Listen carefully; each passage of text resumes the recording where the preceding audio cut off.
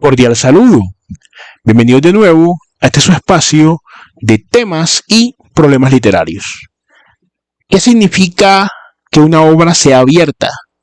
¿Por qué este concepto de Umberto Eco sigue siendo importante a día de hoy, después de más de 50 años de haberlo escrito en un compendio de ensayos denominado igual obra abierta?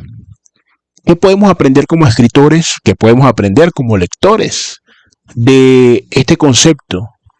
Vamos a conversar un poco sobre esto, no sin antes recordar que soy Sundiata Keita, escritor, miembro fundador del colectivo artístico Epísteme Colombia y su anfitrión en este su espacio. Igual, como siempre, los invitamos a suscribirse, comentar, compartir, para que esta comunidad pueda crecer.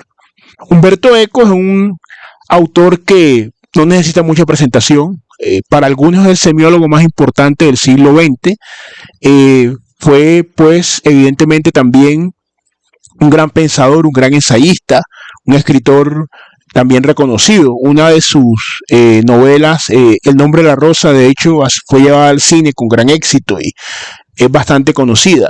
Hoy vamos a referirnos a un concepto muy particular dentro de este gran compendio de ensayos con una gran profundidad y una gran lucidez. Ya hemos conversado un poco en el canal de otro ensayo de Umberto Eco, Los límites de la interpretación, pero hoy vamos a hablar sobre obra abierta y el concepto en sí mismo y por qué es importante para nosotros. Entonces, sin más preámbulo, vamos a leer un fragmento. Hay que entender, evidentemente, no solamente la complejidad de la obra, la extensión de la obra, sino lo permanente que ha sido en el tiempo y cómo entonces para su abordaje vamos a arañar un poco y a reflexionar cada una de las partes, ¿cierto?, que nos trae la definición, y más adelante, por supuesto, seguiremos abordando a este gran autor. Entonces vamos a leer un fragmento precisamente de obra abierta, escrita en 1962 junto con muchas otras obras de Umberto Eco que se fueron sucediendo a lo largo del tiempo y lo fueron consolidando como un pensador lúcido, como un pensador crítico y también como uno de los grandes referentes teóricos de la literatura en el siglo XX y lo que va también de este siglo XXI. Entonces vamos a leer el fragmento para situarnos un poco en el concepto y después, como siempre, ir también dando nuestras propias matizaciones e interpretaciones de este concepto. Entonces vamos a leer el fragmento. Es menester observar, para salvar equívocos terminológicos, que la definición de abierta, dada a estas obras, si bien sirve magníficamente para delinear una nueva dialéctica entre obra e intérprete, debe asumirse como tal en virtud de una convención que nos permita abstraerla de otros posibles y legítimos significados de esta expresión. En estética, en efecto, se ha discutido sobre la definitividad y sobre la apertura de una obra de arte. Y estos dos términos se refieren a una dialéctica que todos esperamos y que a menudo estamos dispuestos a definir. Es decir, una obra de arte es un objeto producido por un autor que organiza una trama de efectos comunicativos, de modo que cada posible usuario pueda comprender a través del juego de respuestas a la configuración de efectos sentida como estímulo por la sensibilidad y por la inteligencia, la obra misma, la forma originaria imaginada por el autor. En tal sentido, el autor produce una forma conclusa en sí misma, con el deseo de que tal forma sea comprendida y disfrutada como él la ha producido. No obstante, en el acto de reacción a la trama de los estímulos y de comprensión de su relación, cada usuario tiene una concreta situación existencial, una sensibilidad particularmente condicionada, determinada cultura, gustos, propensiones, prejuicios personales, de modo que la comprensión de la forma originaria se lleva a cabo según determinada perspectiva individual. En el fondo, la forma es estéticamente válida en la medida en que puede ser vista y comprendida según múltiples perspectivas, manifestando una riqueza de aspectos y de resonancias sin dejar nunca de ser ella misma.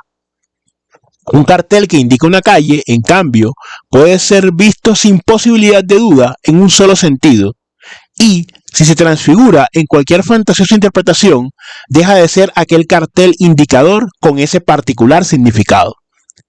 En tal sentido, pues, una obra de arte, forma completa y cerrada en su perfección de organismo perfectamente calibrado, es asimismo abierta, posibilidad de ser interpretada de mil modos diversos, sin que su irreproductible singularidad resulte por ello alterada.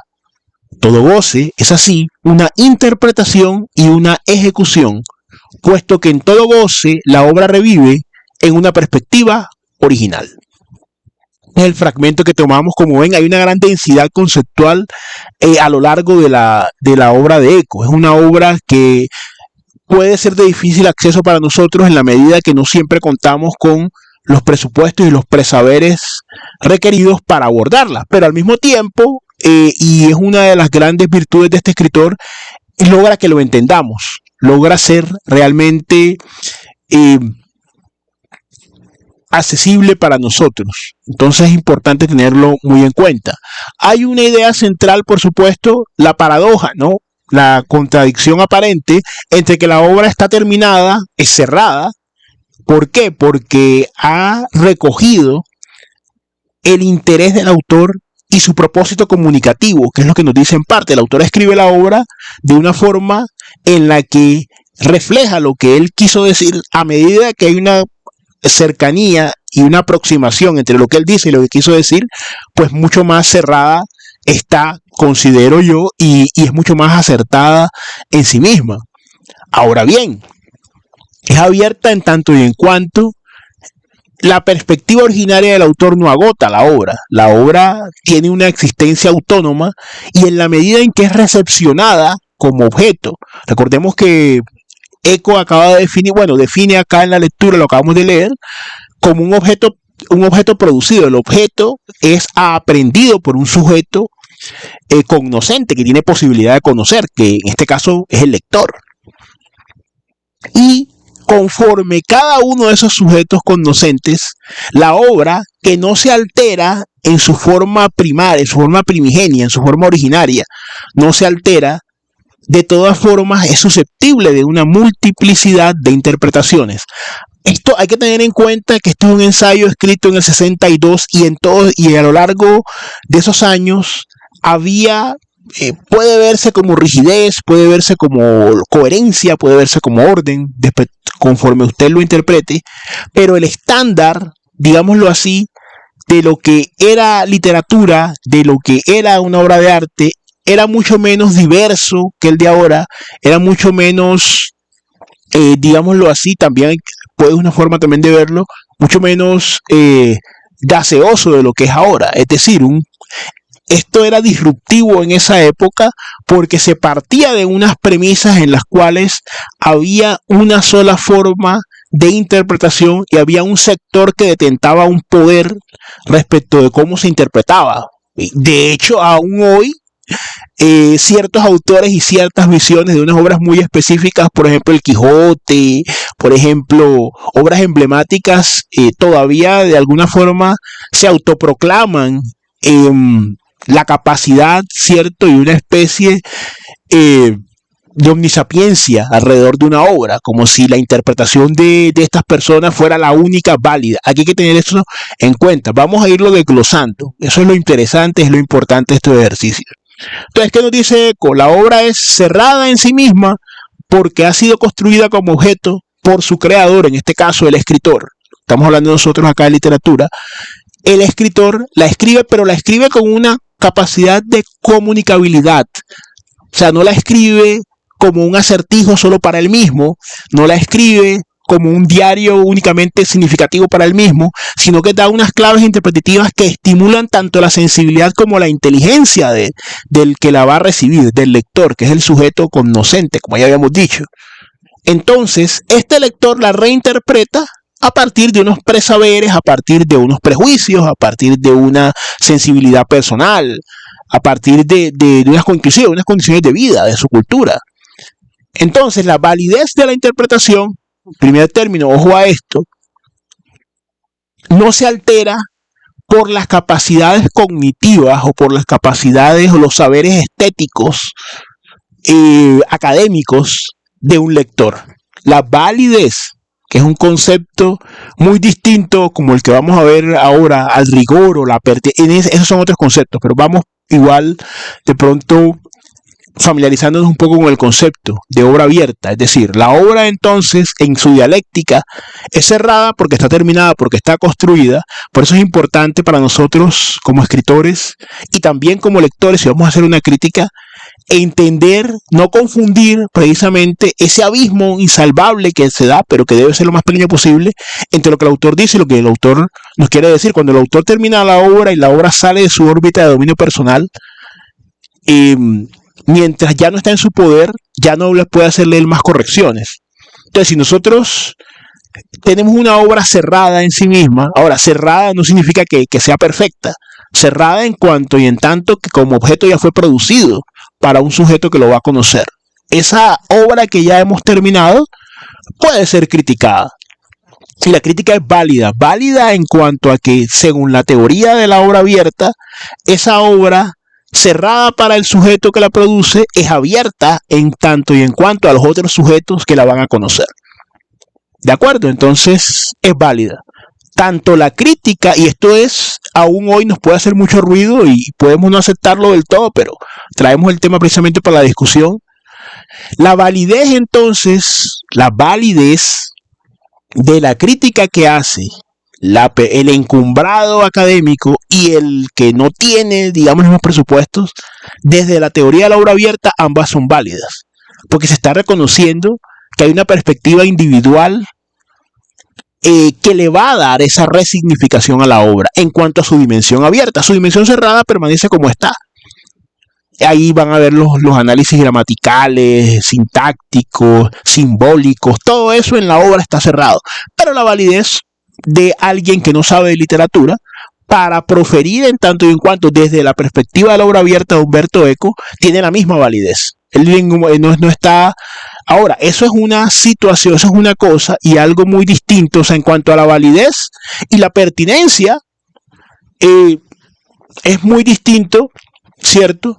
¿A qué tan riguroso es el análisis? Que evidentemente que la persona que ha estudiado, digamos, un experto, pues tomamos el mismo Eco, un experto en Umberto Eco, el rigor de su análisis va a ser superior al mío. La conducencia de su análisis también va a ser superior a la mía. Es decir, lo que él puede decir, cómo nos puede conllevar a él a interpretar la obra de Eco, ya sea el ensayo, ya sea la novelística, va a ser completamente distinta a la mía. Esa es una cosa distinta, asumiendo el marco de la obra abierta de Umberto Eco. Entonces, no confundir. Una cosa es que la obra, y de ahora en adelante también para tenerlo como punto de mira, es válido lo que dice una persona sobre la obra desde la perspectiva de que la obra permanece inalterable en sí misma, pero abierta en cuanto a sale del objeto de dominio del escritor, y que Umberto Eco está reconociendo, y es razonable, y en eso tenemos un gran margen de coincidencia. Evidentemente la obra sale de mi órbita de dominio y puede ser interpretada y va a ser interpretada conforme cada uno de los niveles y de los presaberes del lector, que es un sujeto legítimo en cuanto a la validez de su consideración. Ahora, el peso, el rigor académico, intelectual, artístico que tenga esa interpretación, eso sí varía de sujeto en sujeto. Por lo menos es lo que yo concluyo. No es lo mismo, poniendo el ejemplo de Eco, pues con, digamos, un crítico experto en esta misma obra, por ejemplo, lo que él podría decir. Pero esta es una época, y hay que tenerlo mucho en cuenta, para evitar a veces esas discusiones en las que se entra que uno ve en redes sociales y que uno lo ha visto pues a lo largo de su trasegar en diferentes tertulias y lugares, digámoslo así, de una especie de cualificación del pensamiento. Entender entonces que no se debe disputar la validez de la interpretación personal que haga un sujeto. Ahora, lo pertinente que eso sea, el rigor que eso tenga, lo conducente que sea para interpretar esa obra, lo que me pueda aportar a mí, eso es harina de otro costal. Evidentemente, si yo no tengo unos presaberes, yo no voy a poder aportar lo mismo a una discusión literaria que quien sí los tiene. De todas formas, nos interesa mucho conversar sobre este tema, también mucho saber qué es lo que tú piensas respecto a esto. ¿Estás de acuerdo con Eco, con las dos dimensiones? ¿Consideras, como algunos hoy todavía sostienen, que hay una única interpretación y que la cualificación es lo que le da la validez, que son dos requisitos independientes, que no son independientes, sino que están cohesionados, que si usted no tiene, digamos, los pergaminos necesarios para hablar de un texto, entonces no es válido lo que usted diga? De todas formas, queremos conocer su opinión, lo invitamos a suscribirse al canal, a compartir, comentar el contenido y siempre un gusto, nos veremos en otro episodio de Episteme Colombia Literatura.